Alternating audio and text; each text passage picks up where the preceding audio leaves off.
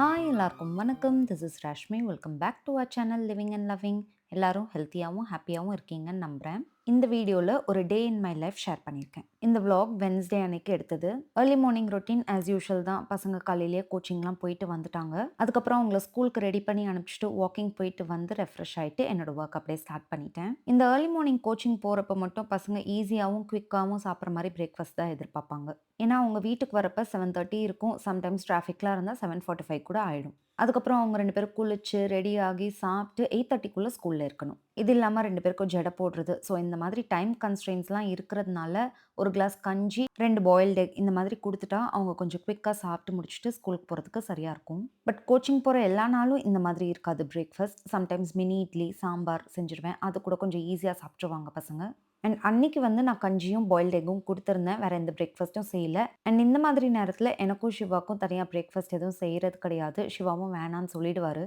So நாங்களும் என்ன பண்ணுவோம்னா, கஞ்சி குடிச்சுப்போம். இல்லன்னா ஏபிசி ஜூஸ், இல்ல ஃப்ரூட் சாலட், இல்ல பாயில்டு எக் இந்த மாதிரிலாம் ஏதாவது கொஞ்சம் நல்லா பேலன்ஸ்டா சாப்பிட்டுப்போம். ஸோ சிவாக்கு வந்து ஒரு கிளாஸ் பால், நாட்டு சர்க்கரை போட்டு 2 வாழைப்பழம், அதுக்கப்புறம் 2 ராகி லட்டு நான் செஞ்சிருந்தேன். அத வந்து பிரேக்ஃபாஸ்ட்க்கு குடுத்துட்டேன். அண்ட் நான் வந்து ஒரு கிளாஸ் கஞ்சி குடிச்சுட்டு, ஒரு ஆப்பிளையும் கட் பண்ணி சாப்பிட்டுக்கிட்டேன் பிரேக்ஃபாஸ்ட்க்கு. யூசுவலா எங்க வீட்ல பிரேக்ஃபாஸ்ட்க்கு இட்லி, தோசை, பொங்கல், பூரி, சப்பாத்தி, உப்மா இந்த மாதிரிலாம் வெரைட்டீஸ் செய்வோம். பட் சம்டைம்ஸ் இந்த மாதிரி சாலட்ஸ், கஞ்சி இதெல்லாம் குடிக்கிறப்ப கூட ஒரு மாரி நல்லா மைல்டா, ஹெவினஸ் இல்லாம ஒரு ஃபீல் குட்டா தான் இருக்கும். வாரத்துல ஒரு 2 நாள் இந்த மாரி இருக்கும் எங்களோட பிரேக்ஃபாஸ்ட். என்னன்னா கொஞ்சம் சீக்கிரமா பசிச்சிடும். ஸோ அந்த மாரி டைம்ல ஏர்லியா லஞ்ச் சாப்ட்டுருப்பேன். பிரேக்ஃபாஸ்ட் சாப்பிடுற டைம்ல நம்ம ட்ரூஎசன்ட் அரோமாஸ் ப்ராடக்ட்ஸ் பத்தி என்குயரி, அதுக்கப்புறம் ஆர்டர்ஸ்லாம் WhatsAppல வந்திருக்கும்ல, அதுக்கெல்லாம் ரிப்ளை பண்ணிட்டு செக் பண்ணிட்டுருப்பேன். நம்ம வீட்டுக்கு ஆப்போசிட்லயே இன்னொரு வீடு கன்ஸ்ட்ரக்ஷன் போயிட்டுருக்கு. இங்க டைனிங்ல உட்காந்துருக்கிறப்ப அவங்க மிஷின் ஓட்டுற சத்தம்லாம் வரும். ஸோ அவங்க என்ன பண்றாங்க? எப்படி பண்றாங்க? இதெல்லாம் பார்க்கறது கூட இந்த டைம்ல தான். அன்னைக்கு WhatsApp ஓப்பன் பண்ணி பார்க்குறப்ப ப்ராடக்ட் என்குயரீஸ் நெறைய வந்திருந்துச்சு. டைம் பார்க்காம அதுக்கு ரிப்ளை பண்ணிட்டு உட்காந்துட்டு இருந்தேன். அப்புறம் எதேர்ச்சியா டைம் பார்க்குறப்ப தான் தெரிஞ்சது ரொம்ப லேட் ஆயிடுச்சு லஞ்ச் வேலைய ஸ்டார்ட் பண்றதுக்குன்ட்டு. அப்புறம் உடனே கிச்சனுக்கு வந்து வேலைய ஸ்டார்ட் பண்ணிட்டேன். இன்னைக்கு வந்து மலாய் பன்னீர் செய்ய போறேன். அதனுடைய ரெசிபி ஷேர் பண்றேன். ஒரு மிக்ஸர் ஜார்ல 3 பெரிய வெங்காயம், 10 பல்லு பூண்டு, 2 இன்ச் இஞ்சி, 6 பச்சை மிளகா, 10 முந்திரியும், 1 ஸ்பூன் கசகசாவும் சுடு தண்ணீல ஊற வச்சிருந்தேன். அதையும் சேர்த்துக்கிட்டேன். அதுக்கப்புறம் 3 டேபிள் ஸ்பூன் தயிர் சேர்த்து இத வந்து நல்லா ஃபைன் பேஸ்ட்டா அரைச்சு எடுத்துக்கலாம்.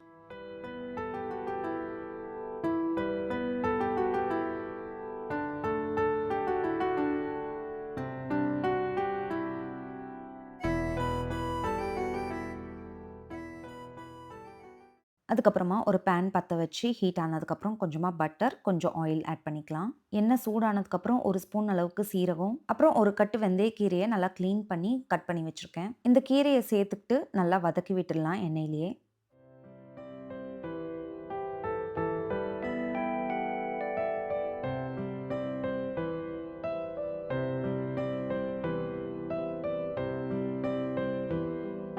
கீரை நல்லா வதங்குனதுக்கப்புறம் நம்ம அரைச்சு வச்சிருக்க பேஸ்ட்டையும் சேர்த்துக்கலாம். இது கூடவே நமக்கு தேவையான அளவுக்கு தண்ணியும் சேர்த்துக்கலாம். தண்ணி எந்த அளவுக்குன்னா, உங்களுக்கு கிரேவி எந்த அளவுக்கு கன்சிஸ்டன்சி வேணுமோ அந்த அளவுக்கு சேர்த்துக்கலாம். இந்த டைம்ல தேவையான அளவுக்கு உப்பு, அதுக்கப்புறம் பச்சை பட்டாணி வந்து ஒரு ஸ்டீமர் பாட்ல நான் வந்து வேக வச்சு வச்சிருந்தேன். அதையும் ஆட் பண்ணிட்டு நல்லா கலந்து விட்டுக்கலாம். அதுக்கப்புறம் 2 லிட்டர் பால் வச்சு வீட்லயே பன்னீர் செஞ்சிருந்தேன். இது வந்து நான் கியூப்ஸா கட் பண்ணிக்கிட்டேன். சைஸ் வந்து உங்களோட ப்ரிஃபரன்ஸ். உங்களுக்கு எப்படி பிடிக்குமோ அந்த சைஸ்ல வந்து நீங்க கட் பண்ணிக்கலாம்.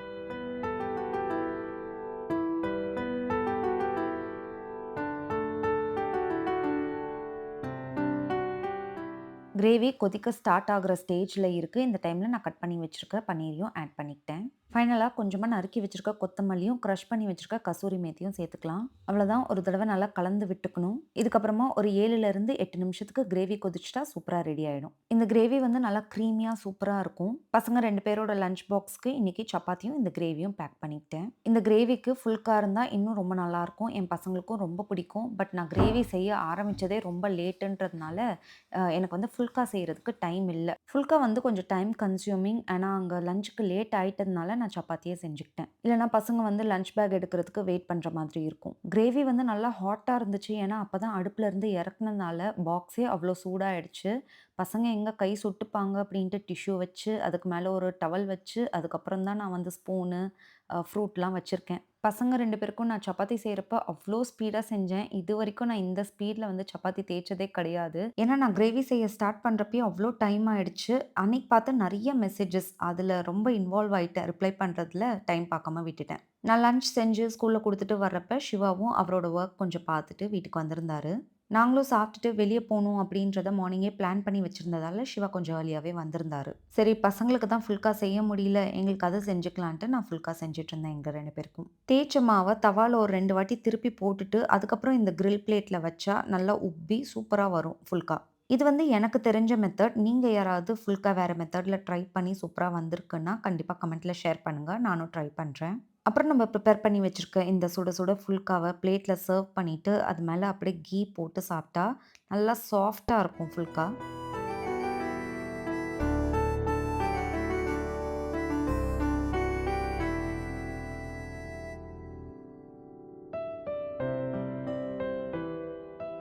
இந்த மலாய் பன்னீர் ரெசிபி வந்து ஒரு Instagram ரீல்ஸ்ல பார்த்து தான் நான் ஃபர்ஸ்ட் டைம் ட்ரை பண்ணேன். எனக்கு ரொம்ப புடிச்சிருந்துச்சு.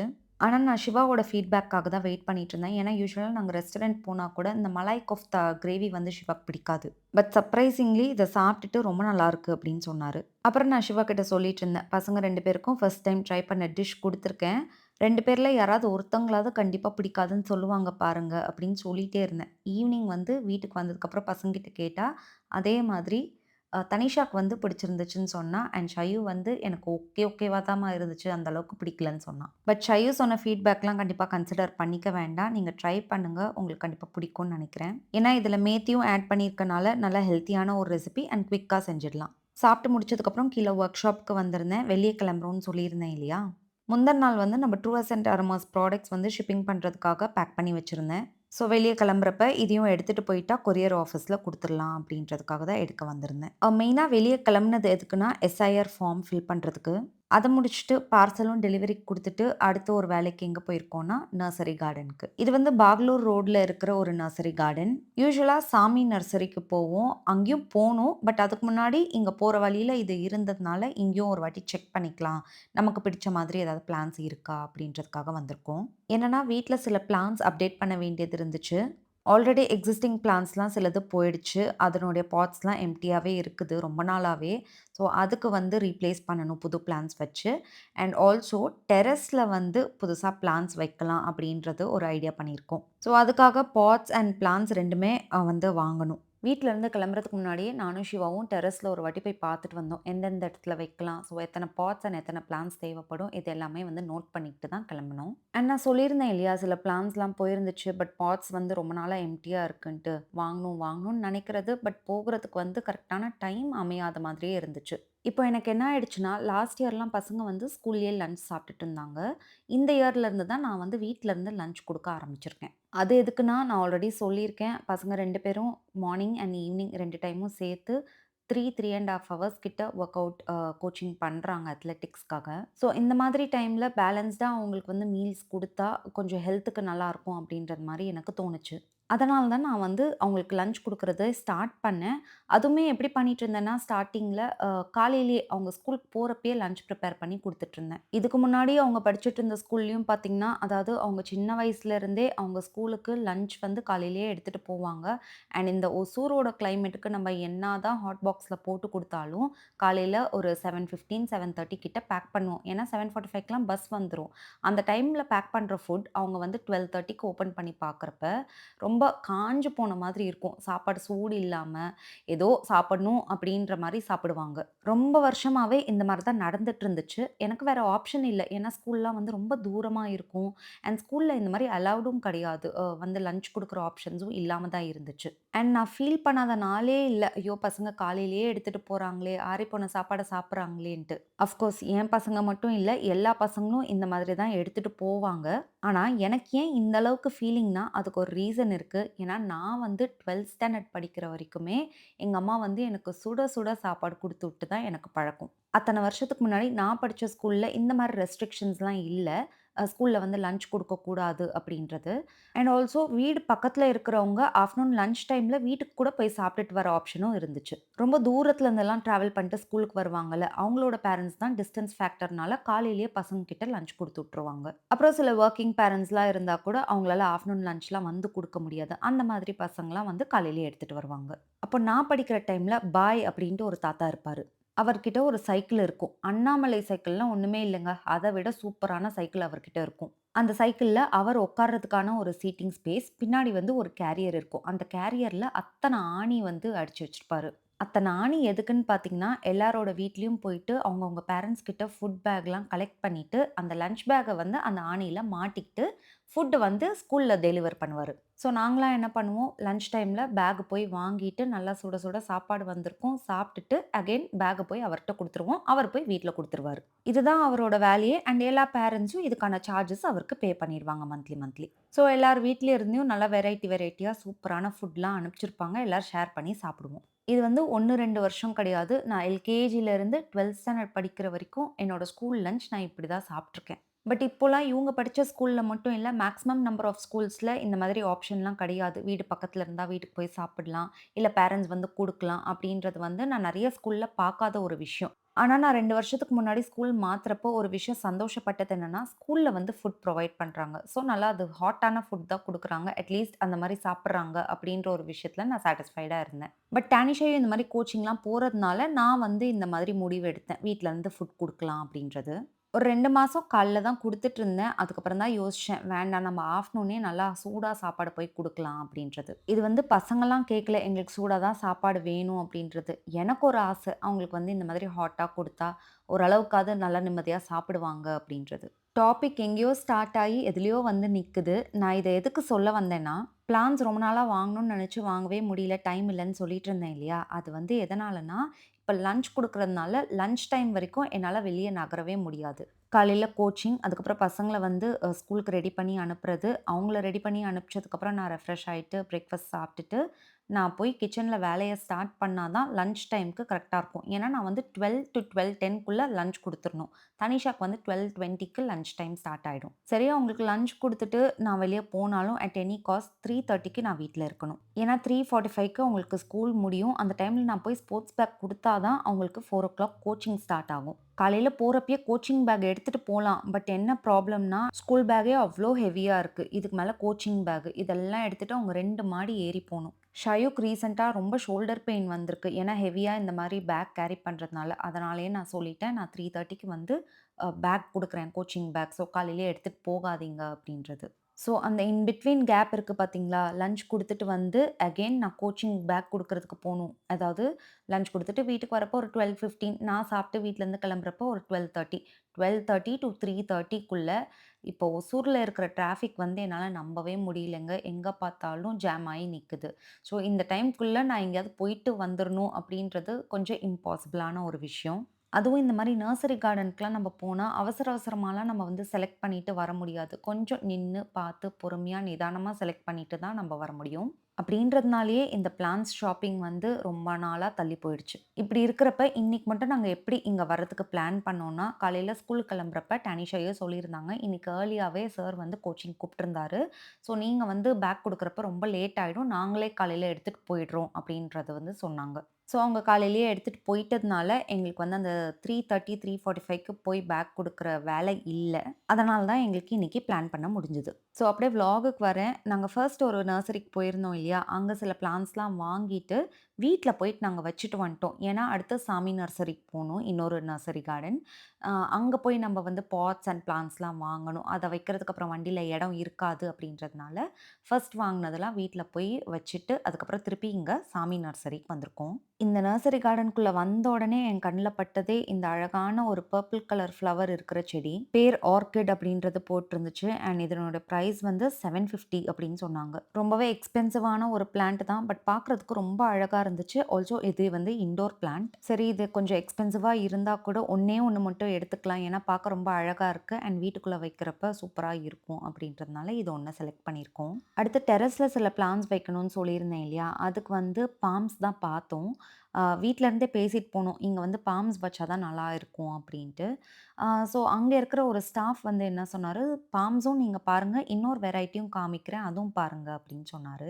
அவர் சொன்ன இன்னொரு வெரைட்டி இதுதான். இது பேர்லாம் எனக்கு தெரியல. அவர் என்ன சொன்னாருன்னா, "இந்த பிளான்ட் வந்து நல்லா புஷ்ஷியா வரும் அண்ட் டெர்ரஸ்ல வந்து பார்க்கறதுக்கும் அழகா இருக்கும். இதுல இந்த மாரி ஒரு ஒயிட் கலர்ல மாரி ஒரு ஃப்ளார் வருது பாருங்க." ஸோ இந்த மாரி பிளான்ட்ஸ் வந்து கொஞ்சம் எடுத்துக்கிட்டோம் டெர்ரஸ்ல வைக்கிறதுக்கு. பாம்ஸ் வெரைட்டியும் 2 எடுத்திருக்கோம். செலக்ட் ஆன பிளான்ட்ஸ்லாம் அப்படியே ஒண்ணொண்ணா ட்ராலில எடுத்து வச்சுக்கிட்டாங்க.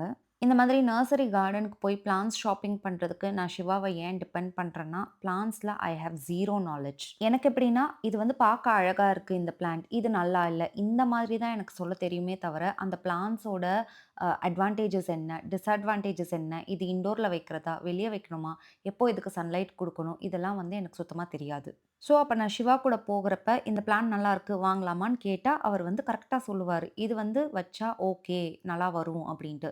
"இல்ல இது சரி வராது. இது வேண்டாம். நம்ப வீட்டுக்கு இது செட் ஆகாது." அப்படின்றத அவரு கிளியரா எக்ஸ்ப்ளைன் பண்ணிடுவாரு. அதனால தான் அவர நான் கூட்டிட்டு போவேன். நர்சரியில வந்து ஸ்டாஃப்ஸ் இருக்காங்க கைட் பண்றதுக்கு. எது இன்டோர்ல வைக்கணும், எது அவுட்டோர்ல வைக்கணும், எதுக்கு செமி ஷேட் தேவை, இதெல்லாம் சொல்றதுக்கு.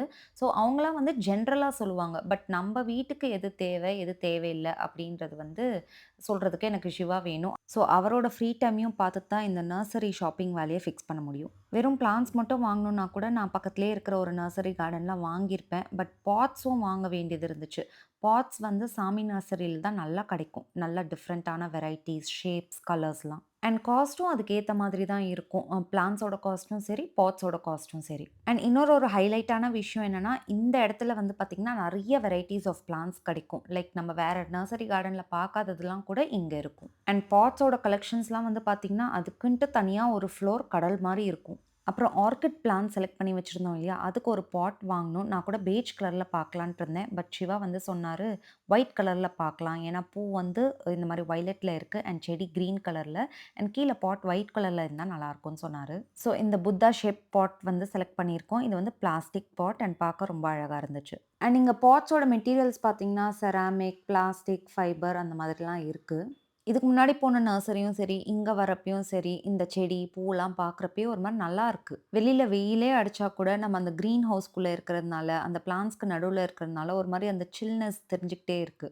இன்னொரு விஷயம் என்னன்னா, எனக்கு பிளான்ட்ஸ் பார்க்க பிடிக்கும். பிளான்ட்ஸ் நடுவுல இருக்கிறதுக்கு பிடிக்கும். பிளான்ட்ஸ்க்கு வந்து தண்ணி ஊத்தி பார்த்துக்க தெரியும். அத தவிர ரொம்ப டீப்பா கார்டனிங்குள்ள இறங்கி எப்படி கட்டிங் பண்றது, ட்ரிம்மிங் பண்றது, எப்படி மெயின்டெயின் பண்றது, இதெல்லாம் வந்து எனக்கு ரொம்ப பெருசா தெரியாது. அண்ட் எனக்கு கத்துக்கவும் பெருசா இன்ட்ரெஸ்ட் வரல. பட் நான் நெறைய பேர பார்த்துருக்கேன். கார்டனிங்க வந்து ரொம்ப ஃபேவரட்டான ஹாபியா பண்ணுவாங்க. எனக்கெல்லாம் சூடு போட்டாலும் அது வராதுன்னு நெனைக்கிறேன். சிவாக்கு வந்து இதெல்லாம் பண்றதுக்கு பிடிக்கும். பட் அவருக்கு வந்து டைம் இல்ல. அதனால இந்த மாரி புதுசா செடிங்கள்லாம் வாங்குனா கார்டனர கூப்ட்டுருவோம். பாட்டிங் பண்றது, அப்புறம் ரீபாட்டிங் பண்றதுக்கு எல்லாமே. பிளான்ட்ஸ்லாம் பூட்ல வச்சுட்டு, இங்க சீட்டிங் ஸ்பேஸ்லயும், லெக் ரூம்லயும் பாட்ஸ்லாம் வச்சாச்சு. வீட்டுக்கு வந்துட்டு கார்டனருக்கு ஃபோன் பண்ணி வர சொன்னோம். இந்த மாரிலாம் புதுசா வாங்கியிருக்கோம் வாங்கன்ட்டு. இனி அவர் எப்போ வராருன்னு தெரியல.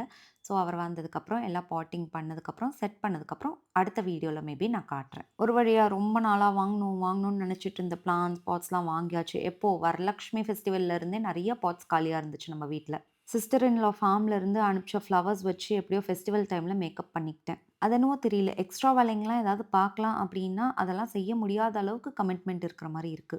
பசங்களோட சில வேலைங்கலாம் நானா டிசைட் பண்ணி எடுத்துக்கிட்டு செய்றது தான். பட் நம்ம பசங்களுக்காக செஞ்சு தானே ஆகணும். இந்த டைம்ல எனக்கு ஒரு விஷயம் ஞாபகம் வருது. டானிஷ், ஐயூ பொறக்கிற டைம்லலாம் நம்மள யாராவது பார்க்க வருவாங்கல்ல.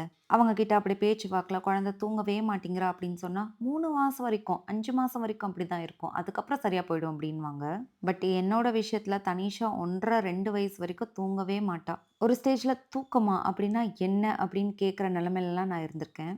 அப்புறம் டாட்லர் ஸ்டேஜ்லலாம் வந்து பார்த்தீங்கன்னா, எங்கேயாவது ஃபங்ஷன் போறப்ப யாராவது பேசினாங்கன்னா, "சேட்டை பண்றா, சாப்பிடவே மாட்டேங்கிறா" அப்படின்னு நம்ம சொன்னா, அதெல்லாம் 4, 5 வயசு வரைக்கும் தான் அப்படி இருப்பாங்க. அதுக்கப்புறம் சரியா போயிடுவாங்க அப்படின்லாம் சொல்லியிருக்காங்க. பட் இன்னைக்கு வரைக்கும் பசங்கள ஹெல்த்தியா சாப்பிட வைக்கிறது ஒரு சேலஞ்சிங்கான டாஸ்க் தான் எனக்கு. அடுத்து டீனேஜ் ஸ்டேஜுக்கு வந்துட்டா, அவங்களோட படிப்பு, எக்ஸ்ட்ரா கரிக்குலர் ஆக்டிவிட்டீஸ் இது எல்லாத்தையும் பேலன்ஸ் பண்ணி அவங்கள கரெக்ட்டான பாத்துக்கு நம்ம எடுத்துட்டு வரணும் இல்லையா? அதுவுமே ஒரு பேரண்டோட ரெஸ்பான்சிபிலிட்டி தான். நான் இத எதுக்கு சொல்ல வரேன்னா, ஒரு ஒரு ஸ்டேஜ்லயும் நமக்கு யாராவது இப்படி தான் சொல்லுவாங்க. பெருசாயிட்டா சரியா போயிடும் அப்படின்ட்டு. பட் உண்ம அது கிடையாதுங்க. என்னோட எக்ஸ்பீரியன்ஸ்ல பசங்க பெருசு ஆக ஆக நமக்கு ரெஸ்பான்சிபிலிட்டியும், கமிட்மெண்ட்ஸும் நெறைய ஆயிட்டே தான் இருக்கும். இது வந்து சொல்றவங்க நம்ம வெல் விஷர்ஸ் தான். அவங்கள வந்து நான் தப்பு சொல்ல மாட்டேன். அவங்க வந்து நம்மள கம்ஃபர்ட் பண்றதுக்கு, நம்மள சமாதானப்படுத்துறதுக்கு அப்படி சொல்லுவாங்க. பட் அத நம்பி நம்ம ஏமாந்துறக்கூடாது. ஏன்னா நான் அப்படி ஏமாந்துருக்கேன். பசங்க பெருசாயிட்டா நமக்கான டைம் நெறைய கிடைக்கும்ன்ட்டு. பசங்களோட ஒரு ஒரு ஃபேஸ் ஆஃப் லைஃப்லயும் புதுசா கமிட்மெண்ட்ஸும், ரெஸ்பான்சிபிலிட்டீஸும் வந்துட்டு தான் இருக்கு. அது ப்ளஸ்ஸா இருந்தாலும் சரி, மைனஸா இருந்தாலும் சரி, பிராக்டிகாலிட்டிய புரிஞ்சுகிட்டு, அக்செப்ட் பண்ணிக்கிட்டு, ஒரு ஒரு ஃபேஸ் ஆஃப் லைஃப்பையும் ரசிச்சு என்ஜாய் பண்ணிட்டுருக்கேன். இது எல்லாத்துக்கும் நடுவுல சான்ஸ் கிடைக்கிறப்பலாம் எனக்கான டைம ஒதுக்கி, எனக்கு புடிச்ச விஷயங்கள நான் பண்ணிப்பேன். ஸோ ஓகே, இந்த விளாக நான் இங்கேயோட எண்ட் பண்ணிக்கிறேன். இன்னொரு ஒரு இன்ட்ரஸ்டிங்கான விளாக்ல உங்க எல்லாரையும் நான் நெக்ஸ்ட் வீக் மீட் பண்றேன். தேங்க்ஸ் ஃபார் வாட்சிங். Missing someone